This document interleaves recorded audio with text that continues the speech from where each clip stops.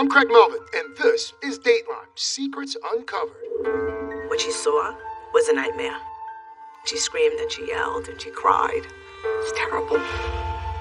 Did she fall down the steps? No one was thinking someone did this to her, but did someone do this to her? It just unraveled from that moment on. The fashionista with red lipstick. She meant the world to me. When she walked into a room, it was like a movie star walked in. Corporate executive, caring mom, $1 million smile, and a $4 million estate. Oh my God! I need an ambulance!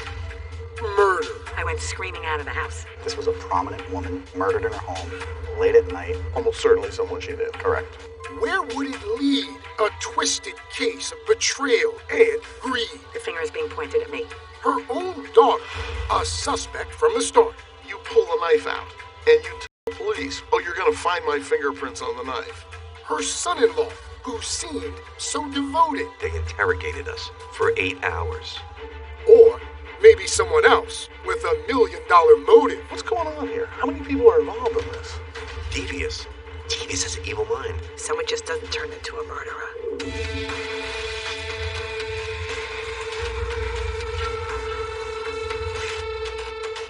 Hello, and welcome to Dateline, Secrets Uncovered.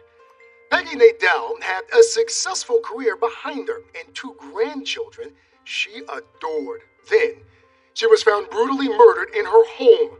Police quickly focused on one person who clearly benefited from the wealthy widow's death. But to catch the killer, investigators would be forced to unravel a complicated web of lies until a family's dark secret was finally revealed. Here's Josh Mankiewicz with The Evil to Come. It was hard to look away when Peggy was in the picture. Her beauty was captivating, but she was also smart, ambitious, and she loved that little girl. Peggy Nadell's image survives in home movies and in memory, from the days when she was relishing motherhood, blissfully unaware of the evil to come. I was always close with my mother. Always. Suzanne Nadell Scasio was that little girl, and says her mom Peggy was everything a mother should be. As a child, I ice skated. My mother would sit in the rink and freeze. She'd sit there with her coat on, all bundled up, shivering. Suzanne and her younger brother Jim grew up in suburban Rockland County, about 45 minutes north of... My parents traveled. At first, Peggy did what many women did in the 1960s. She stayed at home, while her husband Rob headed off to work. But Peggy was drawn to something bigger than her suburban sanctuary. When Suzanne was young, her mom was back in school, earning her MBA. She was probably one of the few women in the graduating class. And then went into a man's And business. then went into a man's business and worked very hard. Much like the fictional character Peggy Olson in the hit series Mad Men. The real-life Peggy broke the glass ceiling at Xerox and became a rare member of the Executive Boys Club. Ann Martin was in that club too. They didn't have too many female managers. And Peggy, she rose very quickly because she was very intelligent. And always well-dressed. Peggy wore a lot of black. She loved to dress and wear the latest fashions. Unlike her fashionable mom, Suzanne was a blue jeans and t-shirt kind of girl. Suzanne? How do you explain Suzanne? She's quirky. She's outgoing. She's athletic. Darcy Greenberg is one of Suzanne's best friends. She's spontaneous. She's talkative. She also likes to be close to home. After college, she came back to Rockland County and went to work at Xerox herself. One night in a bar, Suzanne, then 21, fell over a 17-year-old race car driver named Bobby Scassi. She actually stepped on me.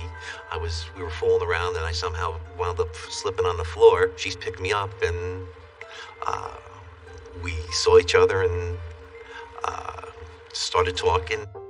13 years later, Suzanne and Bobby, who was by then a welder and steam fitter, were married.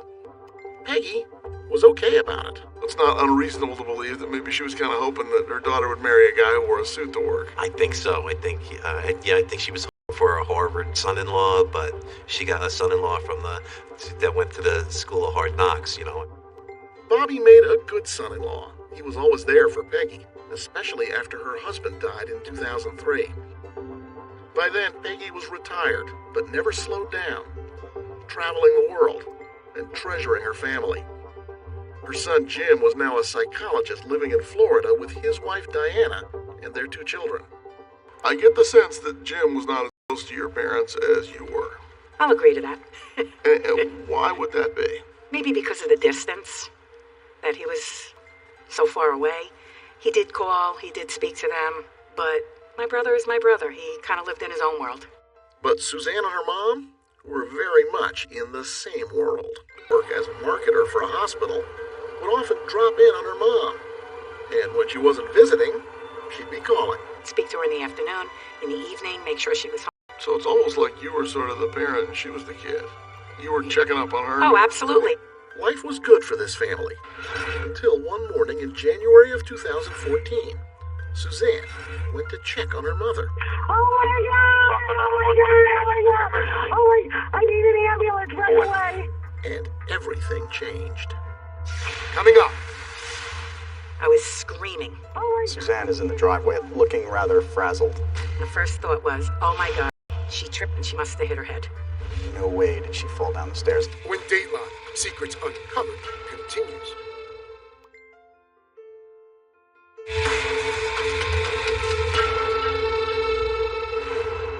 Saturday, January 25th, 2014 started off cold and snowing. Suzanne says her day started off as it nearly always did, calling her mother, Peggy. Called the cell, she didn't answer. I called the house, she didn't answer. All right, maybe she's in the bathroom or she went out into the garage for something. Suzanne, who lives in a suburb of New York City, called Diana, her sister-in-law, in Florida. And I said, have you spoken with Mommy this morning? She says, I called her at 7:30 and I haven't heard back from her.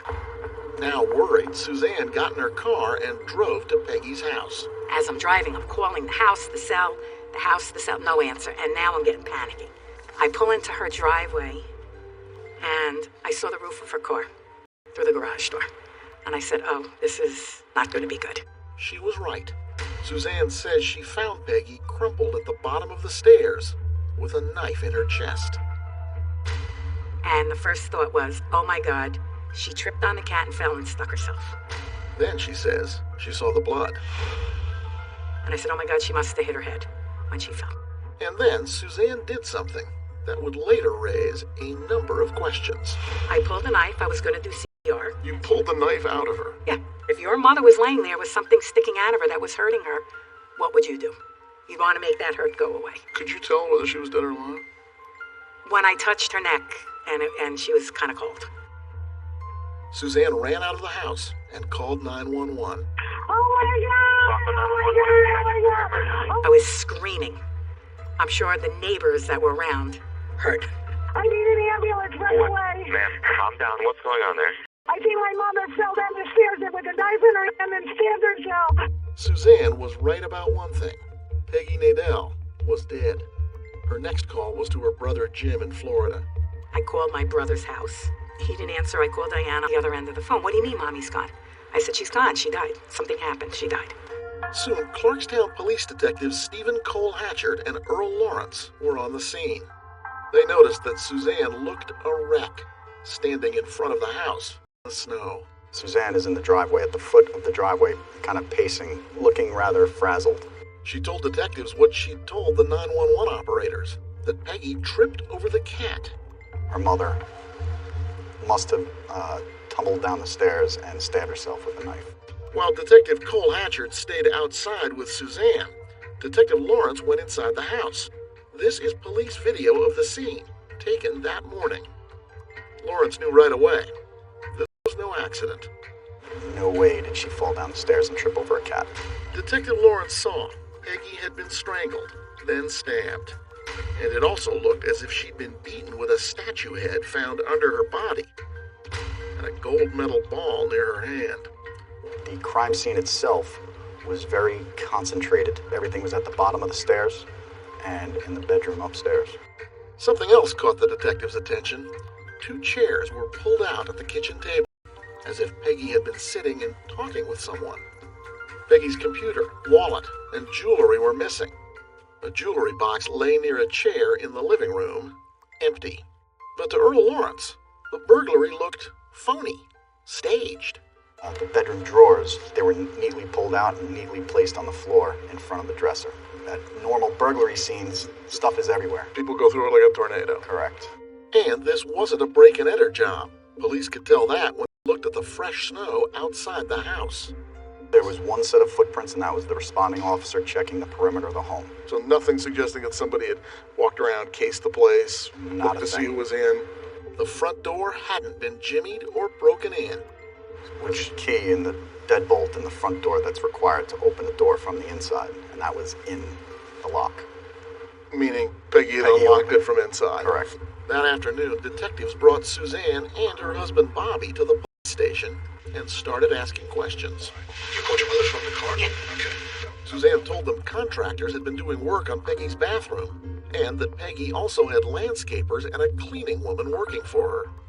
I'm guessing you guys spent some significant time and effort running down all the people who had worked on the house. Absolutely. Any of that go anywhere? Dozens of people, not a thing. Who would want to kill Peggy Nadell? And why? Richard Moran, then a Rockland County Assistant DA, thought he had an answer for that second question. Financially, she was in pretty good shape. Very good shape. Peggy and her late husband had built quite a... You've probably seen people killed for a lot less. A lot less. And who would stand to benefit? Coming up, a closer look at Suzanne. You pull the knife out, and you tell the police right away, oh, you're going to find my fingerprints on the knife. A few million motives for murder? My mother's worth high six figures. This is not the way I wanted to get my money. That's the exact word she used. When Dateline Secrets Uncovered continues.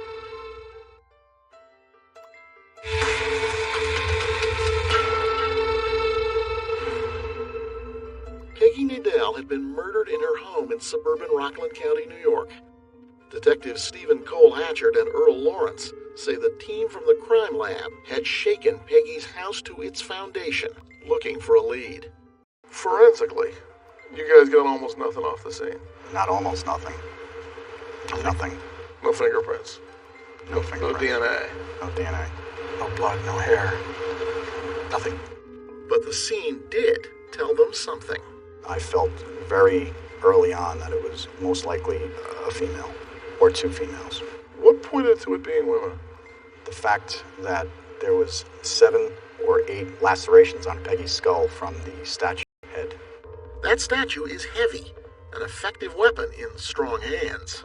My non-medical opinion is that if she was hit in the head with that statuette by a man, her head would have caved in. A man would have been able to swing the statuette harder. 1 or 2 times, at the most. And all of that pointed straight to Peggy's daughter, Suzanne. Not only did Suzanne stand to inherit half of her mother's $4 million estate, detectives thought her behavior was suspicious from the moment they arrived on the scene. She's saying, my fingerprints are all over the knife, my DNA's all over inside the house. And she was telling detectives the same thing she said during the 911 call, that it was an accident. I think my mother fell down the stairs with a knife in her hand and stabbed herself.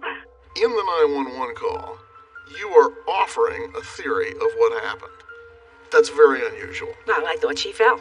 Secondly, you pull the knife out, and you tell the police right away, oh, you're going to find my fingerprints on the knife.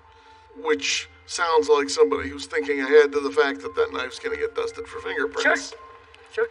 Would you not agree that all of that is pretty suspicious when taken together? Maybe to them, wasn't to me. I mean, obviously, they formed an opinion from the get-go. Detectives thought this was odd as well. She said, listen, maybe this was a burglary. Check for a large ring, a laptop, and jewelry. And I called into Earl and I said, I'll check for those 3 things. He called me back and said, hey, pretty much those are the only 3 things. Talking about Peggy's money. One of the things she yelled out was, my mother's worth high 7 figures. And This is not the way I wanted to get my money. That's the exact word she used. someone wants to talk her way right this insane. Yeah. Absolutely. At what point you said, this is not how I wanted to get my money? I don't recall saying that. But if they have that on, record, record. But you believe me that that's what you told police? Yeah. Because, again, you're answering a question police haven't even asked yet. I guess I watched too many of those Dateline shows in the middle of the night. Detectives had already talked with Suzanne and her husband Bobby on the day of the murder, questioned them for hours. But you had nothing to worry about. No, not at all. Not at all. Farthest thing from my mind is that I would be a suspect or my wife would be a suspect. Police were feeling differently, and as their scrutiny intensified, Bobby and Suzanne decided to hire an attorney and stop talking to police. Assistant District Attorney Richard Moran said that slowed everything down. Best way to get information about the investigation would be through her. And once she stops talking to us, things take a lot longer. There was a point at which you and your wife stopped cooperating with police and hired an attorney. No, I didn't stop cooperating with the police. That's what they want you to believe. Anything they wanted to know, all they had to do was ask my attorney. Your wife feels the same way about that? Oh, absolutely. Absolutely. She was just scared that they were going to try and pin it on her. Once again, Suzanne was right. We believed, probable cause to arrest Suzanne. We just couldn't do it because something was wrong. What's wrong? I mean, everything points at her. Would have been the easy way out to do that too early. So you get a ground ball. This wasn't a ground ball. This would be no easy out. Detectives would be going into extra innings. Coming up, the final 2 phone calls of Peggy Nadell's life.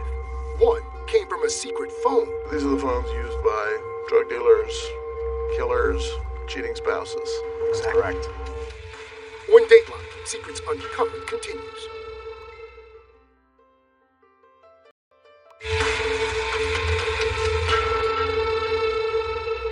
Welcome back to Dateline Secrets Uncovered. I'm Craig Melvin. Peggy Nadell had been murdered, and her daughter Suzanne was suspect number 1. She stood to inherit half of her mother's fortune, and police found her behavior at the crime scene suspicious. Now, they were about to turn up the heat on Suzanne, but soon they would discover there was another Nadell who also had a couple of come. 4 days after Peggy Nadell's murder, family and friends gathered for her funeral. For Peggy's daughter Suzanne, it was all a blur. What's it like to process both the fact that your mom was actually murdered and that you're the suspect? It was horrible. Horrible. I lost my mother, I lost my best friend, and now the finger is being pointed at me. As 80-year-old Peggy Nadell was laid to rest today, her daughter, Suzanne Scaccio, has hired a lawyer. People in the area, it's all they talked about. Suzanne's friend, Darcy Greenberg, was hearing it almost every day. There were people who said she did it. Oh, she did it. Even I heard a neighbor yelled out, when are you going to arrest her for killing her mother? I mean, this is someone that probably knew her since she was a child. Darcy was convinced Suzanne loved her mother and would never have hurt her. She was grieving. She was crying every day. She could barely get out of bed. She couldn't sleep at night. Peggy Nadell's murder was now the biggest case ever to hit the Clarkstown Police Department. We had the whole detective bureau on this and some other agencies, and I've never seen them work harder on anything in my life. Perhaps because police couldn't talk with Suzanne, they stayed very close to her and her husband Bobby, and very visible. They parked outside my house and sat. When I left, they left. When I came home, they came home. They were following my husband. Did you think police were going to come put handcuffs on you? Yes, I did. I was sad and I was scared. Police even looked into Suzanne's shopping habits and found something that intrigued them. Suzanne bought her groceries at a nearby ShopRite, a big supermarket chain. In fact, she was a creature of habit, visiting there 22 times in the month prior to Peggy's murder. But on the 23rd time, the night before Peggy's murder, Suzanne shopped at a different store, the one near her mother's house. What'd she buy? She bought cleaning supplies, rubber gloves, and some other items like that. Had the crime scene been cleaned up? Detectives didn't think so, but still found it suspicious. Just before your mother was murdered, you go to the ShopRite, not the one near your house, the one near your mother's house, and you buy rubber gloves and cleaning supplies. I did. I mean, I buy cleaning supplies all the time. I have a cleaning girl, she probably needed rubber gloves.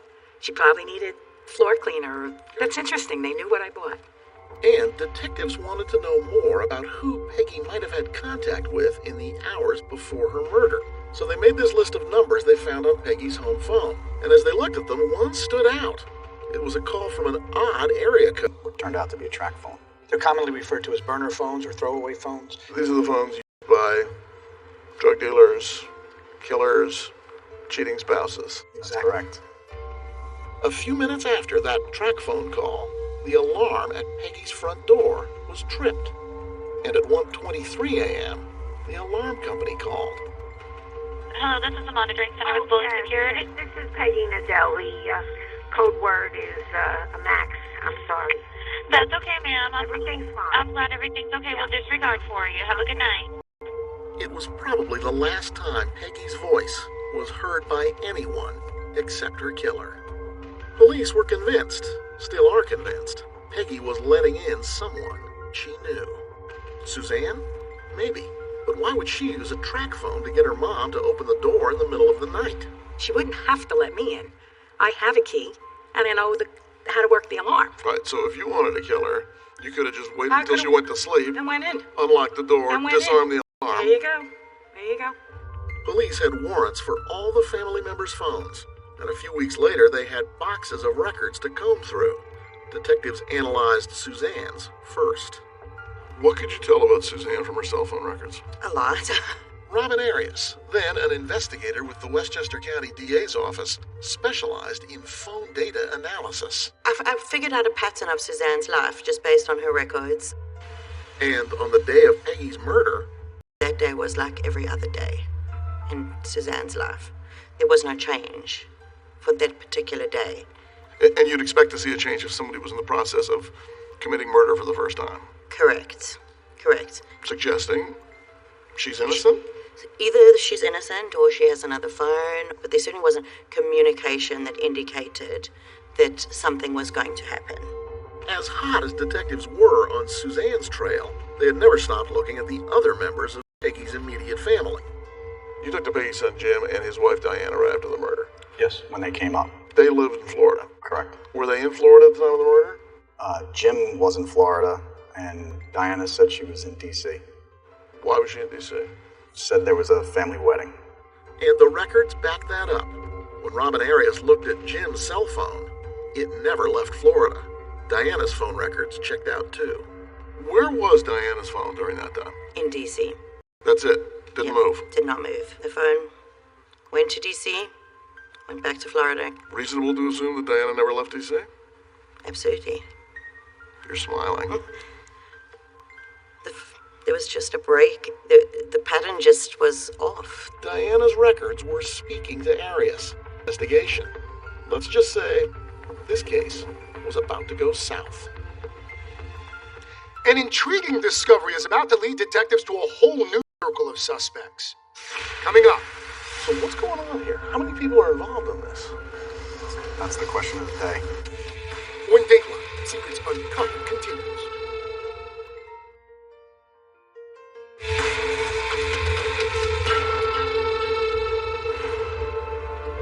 Detectives working on Peggy Nadell's murder had been looking at her daughter, Suzanne. But now they were also looking at Peggy's daughter-in-law, Diana. Diana and Peggy's son, Jim, had been married for 17 years. And while he may not have been that close to his mother, Diana was always on the phone. My sister-in-law used to call every morning. My mother would be on the phone with me and say, "Oh, I gotta go. Diana's calling on the other line." Diana was a stay-at-home mom with 2 kids, Leah and Harris. Peggy doted on her grandchildren and would fly them up to New York to spend summers and holidays. Detectives had already confirmed that Diana's cell phone had been in Washington, D.C. at the time of the murder. But when phone analyst Robin Arias looked more closely at Diana's calling pattern, something seemed off. When she was in D.C., her activity was just all over the place. Kind of the frenetic feel. There was definitely something going on. Now, Arias looked at who Diana was calling, putting names and faces to the numbers on her phone. She noticed Diana suddenly seemed to have a lot of new friends in Washington, D.C. A lot of people just popped up in Diana's life for a very brief moment. Arias calls them frequent users, people Diana was calling repeatedly. What was also interesting to me about these frequent users is that they just had such different lives. Diana was a suburban mom, and some of these people, well... A lot of them had criminal histories, living in D.C. Remember, Diana had been in D.C. for a wedding. Maybe these people were, those friends of the groom you have to invite, so detectives got the guest list. None of the high-frequency callers were at the wedding. None of those people. And when Arias looked at Diana's phone records on the night of the murder, Friday night into Saturday morning... The time of the homicide, there was very little activity on her phone. Like, eerily quiet. What did that mean? Diana's phone had been in D.C. That looked like a dead end. So detectives went back to that track phone that had called Peggy's house moments before her murder. The kind of phone you can buy for cash, activate from almost anywhere, and then dump. Not this time. To figure it out, detectives began by using the track phone number to find where the phone had been sold. And where was it purchased? The Family Dollar store in Miami, Florida. Miami? About 2 miles from Diana's home. Detectives contacted the Family Dollar chain and got very, very lucky. Family Dollar was able to give them security video of someone buying a track phone on January 23rd, just 2 days before Peggy was murdered. Is Diana on the tape? It doesn't appear so. So, end of the road? No. No, because the woman buying the phone was someone detectives recognized. Not Diana. Definitely not Diana. Who is it? Karen Ham Samuel. And how did they know who she was? Karen Ham was somebody I had already profiled as a person who came up frequently on Diana's call records. She was a high-frequency caller. So you got a friend of Diana's buying the disposable phone that called Peggy just before she was killed. Yeah. That was a big moment. Now they knew who had bought the phone. The next step was to figure out who turned the track phone on. Track phones need to be activated using another phone to call an 800 number. After 3 weeks, Detective Cole Hatchard finally persuaded a track phone manager to give him this piece of paper. He had circled the phone number, and it was the number that called to activate that track phone. Whose number was that? Andrea Benson. Had that name surfaced before? Yes, absolutely. All over Diana's phone records. She was one of those people who had popped into Diana's life when Diana was in D.C. And Benson had a rap sheet. So what's going on here? How many people are involved in this? That's the question of the day. The other big question, what did Diana Nadell do while she was in Washington, D.C.? Detectives started with her arrival at Reagan National Airport 9:30 Friday morning, the day before Peggy was murdered. We got the video from the airport to follow her through the airport and then follow her outside to where she got into a car. Here's video of Diana being picked up curbside. Who picks her up? Andrea Benson. How do you know it's Andrea Benson? It's her car registered to her. You can read a license plate from those cameras? They're pretty good. Detectives obtained data dumps from cell phone towers in Washington, D.C. That allowed them to map the travel of the cell phones as they pinged off the towers. Can you follow Diana's cell phone? It bounced around Washington, D.C., simultaneously with Andrea's. They were together the entire day. By late Friday, the night Peggy was murdered, Diana's phone stopped moving. Saw Andrea's phone head out of the Washington area and head up I-95. Exactly the way you would drive if you were heading for Peggy's house. Right. Along the way, the track phone was activated, and at 1:17 a.m., it pinged a cell tower right near Peggy's house. What was going on? Was this murder for hire? Did Andrea Benson drive up to New York, call Peggy on the track phone, somehow get into her house, and then murder her? Assistant D.A. Moran didn't think so. Peggy would never have let a stranger like Andrea Benson into her house. So that had to be a friendly voice on the phone. Yes. Detectives thought that voice might have belonged to Diana, but they had nothing to put her on the scene in Peggy's house. At this point, Is Suzanne off the hook? Diana is now the higher suspect. Suzanne wasn't off the hook. They could be in this together. Correct. Yes, that's where it was. Because they both benefited. Absolutely. Now, 8 weeks into the investigation, detectives still didn't know who had killed Peggy Nadell. With suspects in Florida, D.C., and New York, detectives came up with a new strategy. And their phone expert liked it a lot. Gutsy. A lot of people don't go those lengths on a homicide case. I thought it was brilliant strategy. But would it solve the case? Coming up, Did you have anything to do with your mother's murder? the daughter or the daughter-in-law. You think I killed my mother-in-law? Is that what you're telling me? Was one of them the killer? Oh, God. Her eyes are probably about as big as the headlights on a Volkswagen Beetle. When Dateline Secrets Uncovered continues.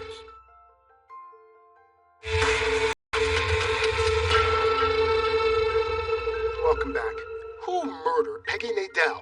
From the first moments of the investigation, police suspected her daughter Suzanne may have been involved. Then, another relative landed on their list, daughter-in-law Diana.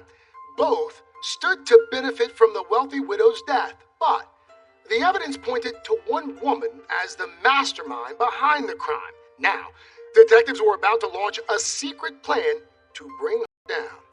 Here's Josh Mankiewicz with the conclusion of the evil to come. 3 months after the murder of her mother, Suzanne Nadell Scasio was still saying she was innocent and she couldn't believe she was ever a suspect. You watch Dateline. All the time.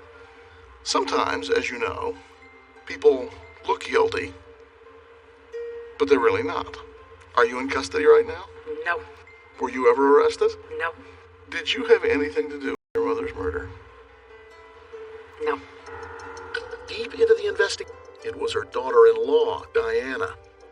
Detectives knew that Diana's friend, Karen Ham Samuel, had bought the track phone that called Peggy's house just before she was murdered.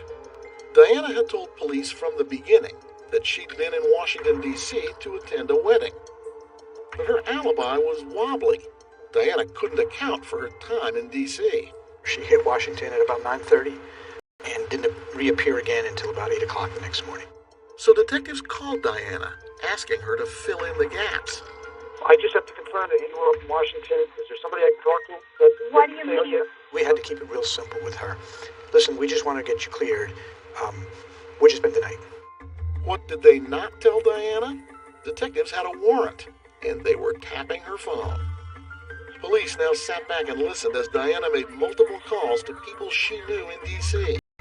as she tried to find someone, anyone, who would say they were with her in Washington at the time of Peggy's murder.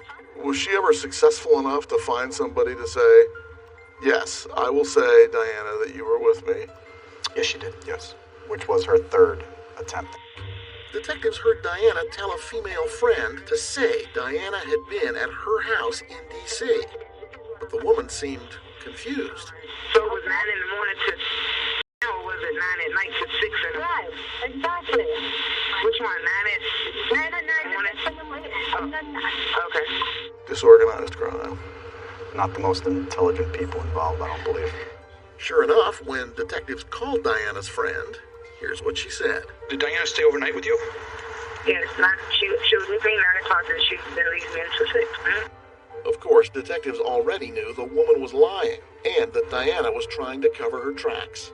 But they still didn't have enough to charge Diana. So they headed to Miami to speak with Diana's friend who bought that track phone, Karen Ham Samuel. They brought Karen into Miami Police Headquarters for questioning. Karen admitted she bought that track phone for Diana. And then they asked her if Diana had said anything about Peggy Nadell's murder. Her answer blew them away.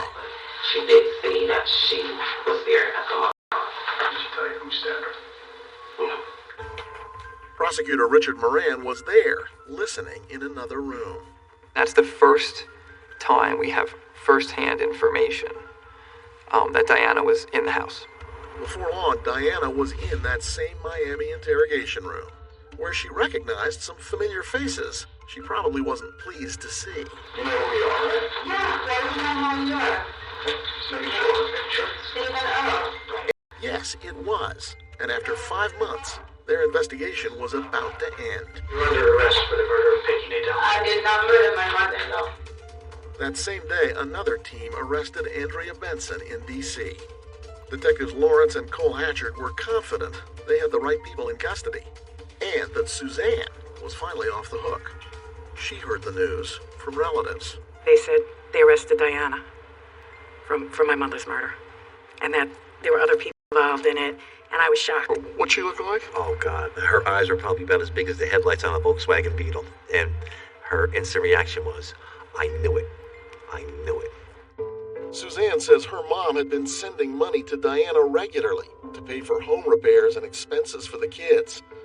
But she says Diana wanted more. She wanted to live my mother's life, do all the things that she couldn't afford to do. And to do that, all she had to do was enlist the help of a few friends and commit a murder. Mm-hmm. Yeah? Detectives did not think Jim knew anything about his wife's deadly plan for his mother. And what exactly was her plan? Diana had stopped talking and asked for a lawyer, but her friend Andrea Benson did talk and told D.A. Richard Moran the whole sordid tale. Andrea said she had never met Diana before and had been told by a relative to pick Diana up at the airport. And, as they were driving, Diana Dell said to her, I'm not really here to go to a wedding. I'm really here to kill my mother-in-law. She says this to a person she's never met before. Yes. And Andrea Benson says, okay, I'm in. For $10,000. And right there the deal's done in that car. And the plan starts taking shape. Benson said she drove the 4 hours up to Peggy's house, and then Diana used that track phone and called her mother-in-law. Diana tells her, I'm here. Don't you miss me? I want to come see you. At 1:30 in the morning, and Peggy lets her in. Benson said she went in with Diana. They were wearing hairnets and gloves to keep from leaving evidence. Diana and Peggy sat across from one another and talked. Benson said at one point Peggy went upstairs, perhaps to call for help. She and Diana followed her. Then, as Peggy came back downstairs, that's when Andrea Benson started choking her. Andrea said Peggy was still alive when Diana hit her mother-in-law with a metal ball and beat her with that statue head. Andrea Benson's words were she wouldn't die. At that point, according to Andrea Benson, Diana Nadell went into the kitchen, got a knife, came over and started stabbing Peggy. Andrea Benson pleaded guilty to second-degree murder. The sentence, the woman who bought the track phone, Karen Ham Samuel, was never charged with anything. Diana, apparently not content to wait in jail for trial, was caught on tape trying to arrange for hitmen to kill Karen Ham Samuel in Miami. I said it's absolutely imperative. The one in Miami, he's got to get rid of. The one in Miami, right. After that, Diana also pleaded guilty to first-degree murder. Diana did not respond to our requests for an interview. She did speak on the day she received a sentence of 23 years to life. I would like to say that I'm very sorry for my actions and that I am extremely sorry for any pain I may have caused, especially to my husband. Suzanne was there at sentencing. You took away a wonderful mother and grandmother, and you're going to die in hell. I hope you stay in prison until you take your last breath. Enjoy prison. On Mother's Day, Suzanne and Bobby went to visit Peggy's grave. Hey, Mama. Finally, it was all over. You kind of look at life a little bit differently. You know, life is very valuable. It puts things in perspective. You done anything special for yourself? I treated myself to a car. She's a fancy German lady that likes to go fast. My mother always said, spend a little. Enjoy your money. You'll have mine someday. Who knew that someday was going to be so soon? That's all for this edition of Dateline Secrets Uncovered. I'm Craig Melvin. Thank you for watching.